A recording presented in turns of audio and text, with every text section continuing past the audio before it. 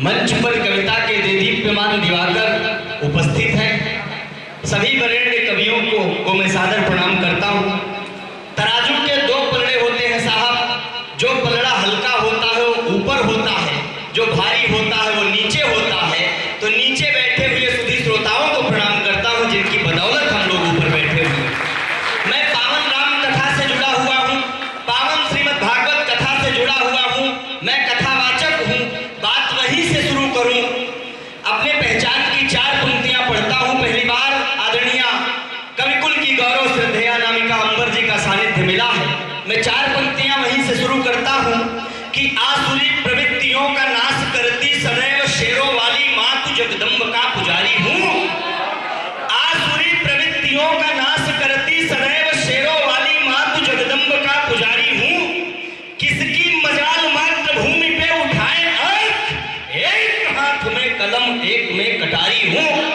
किसकी मजाल मात्र भूमि पे उठाए अर्थ, एक हाथ में कलम एक में कटारी हूँ।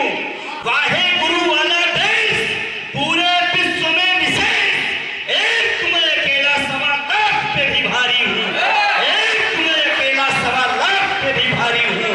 प्राण भले जाए पर वचन न जाने पाए, अवध नरेश राम जी समृद्धधारी। प्राण भले जाए पर वचन न जाने पाए, अवध नरेश राम जी समृद्धधारी हूँ। और अभी हमारे देश में एक नेता ने विषैले बयान दिए, पावन रामचरितमानस की प्रतियां जलाई गई। कमल भैया सुनिएगा। तब मैंने चार पंक्तियां लिखने का साहस किया कि सांप नेवलों का खेल खेलते रहे हो सदा, भूल जाए तुम्हें ऐसी भूल भी नहीं हो तुम। जब हमारे संतों को अपमानित किया गया कि सांप नेवलों का खेल खेलते रहे हो सदा, भूल जाए तुम्हें ऐसी भूल भी नहीं हो तुम। राम निष्काम यहाँ रमे रोम रोम में है, पांव में जो चुभे ऐसे शूल भी नहीं हो तुम। संत व महंत कल्प वृक्ष है सनातन के, नागफनी अथवा बबूल भी नहीं हो तुम। मानस की पूज्य चौपाइयां जलाने वालों, तुलसी के चरणों की धूल भी नहीं हो। राम हमारी संस्कृति के लिए क्यों आवश्यक है? चार पंक्तियां पढ़ता हूं, 5-7 मिनट आपके बीच में केवल रहूंगा कि राम मेरी आन मान, राम मेरे स्वाभिमान, राम के समान गुणवान कहां पाओगे। राम मेरी आन मान, राम मेरे स्वाभिमान, राम के समान गुणवान कहां पाओगे। भारती के भाल पे कराल व्याल नाचेंगे तो कैसे सुख शांति वाली बांसुरी बजाओगे। जननी व जन्मभूमि स्वर्ग से भी है महान, आने वाली पीढ़ियों को जो नहीं सिखाओगे, राम को भुलाओगे अनीतियों के मोह में, तो वासुरी प्रवृत्ति से निदान कहां पाओ। राम को भुलाओगे अनीतियों के मोह में, तो वासुरी प्रवृत्ति से निदान कहां पाओगे। महिला शक्तिकरण, महिला शक्ति की यहाँ उपस्थित है, दीदी की उपस्थिति है। चार पंक्तियां आप सबको समर्पित करके 2-3 छंद, राम कथा के 2 छंद केवल पढ़ूंगा और एक छोटी सी कविता 2 बंद की पढ़ूंगा 1.5 मिनट की। कि देश की दीवानी मेरी झांसी वाली रानी, कभी हार नहीं मानी मस्तानी को प्रणाम है। कि देश की दीवानी मेरी झांसी वाली रानी, कभी हार नहीं मानी मस्तानी को प्रणाम है।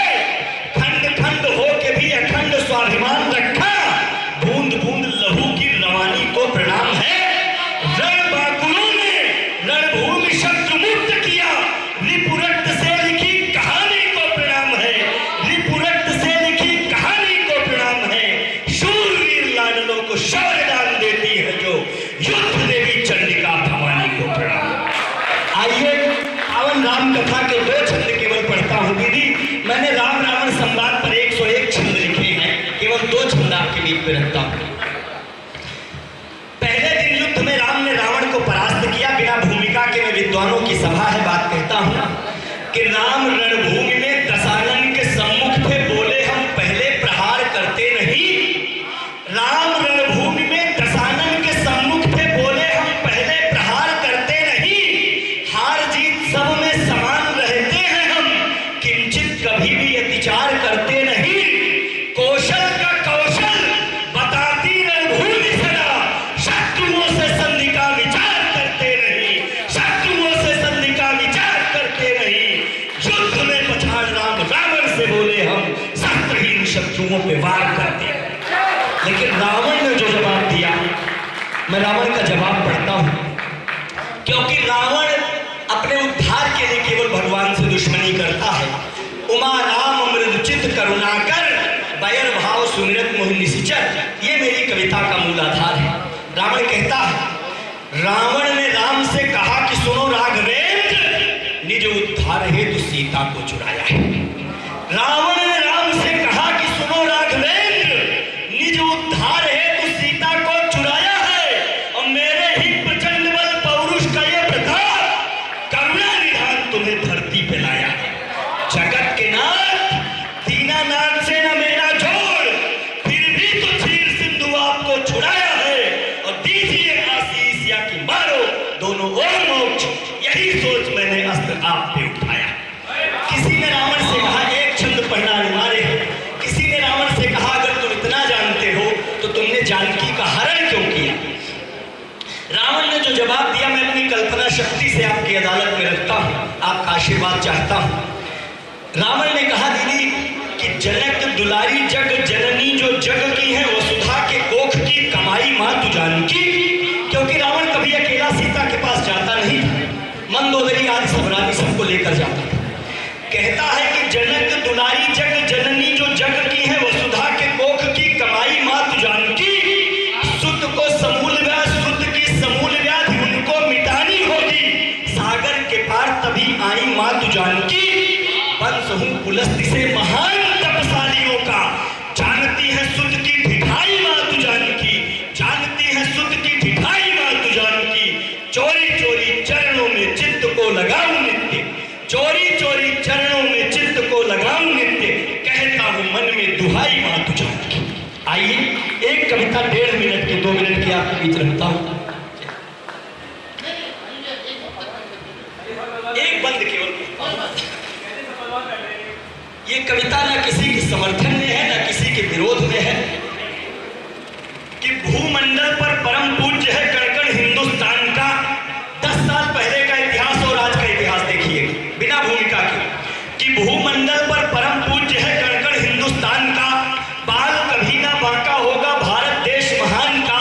हिंदू मुस्लिम सिख ईसाई को अब तक लड़वाते थे, मंदिर मस्जिद के झगड़ों से नित दंगे भड़काते थे। सत्य अहिंसा का सिंहासन हरदम डामाडोल रहा, जिनकी नजरों में विघटन का नित्य नया भूगोल रहा, जिनकी नजरों में विघटन का नित्य नया भूगोल रहा। हर विभाग में भ्रष्ट तंत्र से नातेदारी जोड़ लिया, विकल वेदना से व्याकुल जनता का खून निचोड़ लिया। युगों युगों से अभिशापित वो टूटी आज प्रथाएं हैं, जब से यूपी में योगी बुलडोजर लेकर आए। युगों युगों से अभिशापित वो टूटी आज प्रथाएं हैं, जब से यूपी में योगी बुलडोजर लेकर आए हैं। और कविता का अगला बंद रखता हूं कि निज धर्म बचाने की खातिर कितने कुटुंब कुर्बान हुए। याद करना गुरु गोविंद सिंह के दुधमुहे बच्चों की कुर्बानी। निज धर्म बचाने के खातिर कितने कुटुंब कुर्बान हुए, जाने कितने दुधमुहे लाल भारत माँ के बलिदान हुए। तब रही मुगलिया सोच, सभी थे मानवता के हत्यारे, क्या नर नारी की बात करें दुधमुहे लाल भी थे मारे।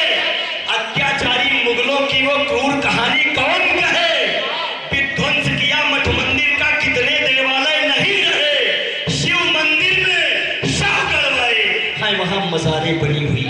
शिव मंदिर में शव गड़वाए, हाय वहां मजारें बनी हुई। ये क्रूर दास्तां मुगलों की तब रही रक्त में सनी हुई, जब छोटी छोटी बातों पर दंगे भड़काए जाते थे।